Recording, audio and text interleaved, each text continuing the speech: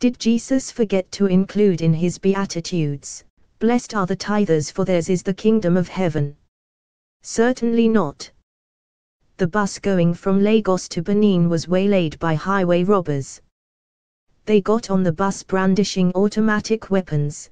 "This is a stick-up," declared the leader of the gang in a menacing tone designed for maximum effect. "Is there anybody here who has been paying his tithes? If you have been paying your tithes, raise your hands." A few passengers raised their hands sheepishly. He told those who did to move to one side. Then he declared, "Those of you who have not been paying your tithes are thieves and robbers. You have been robbing God. Therefore, we are going to rob you." The robbers then carted away the money and valuables of those passengers who had not been paying their tithes.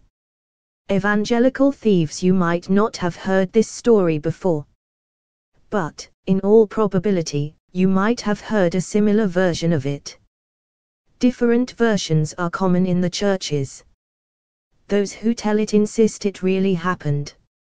But every time you hear stories like this, know for a fact that it is a big fat lie. Only a thief would employ a thief to preach the word of truth. James 1:18. Consider this: a thief broke into a man's house and held him at gunpoint. After collecting as much of his valuables as he could, he asked the house owner a question on his departure: "Have you given your life to Christ?" The hapless house owner replied in the negative. "I don't believe in God," he said.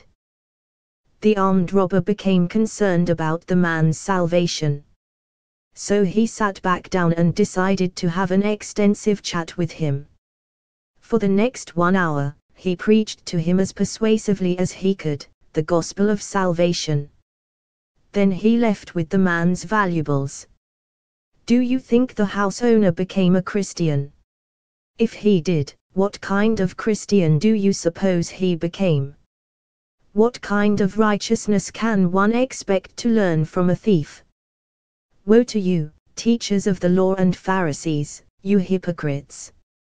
You travel over land and sea to win a single convert, and when he becomes one, you make him twice as much a son of hell as you are.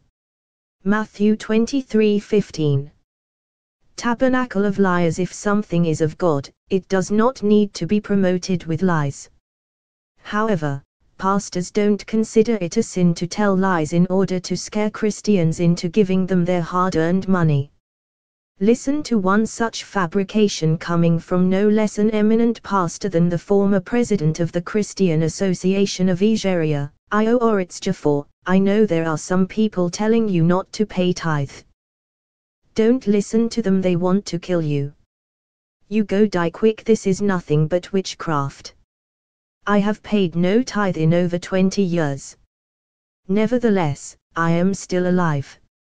Indeed, God has blessed me with good health.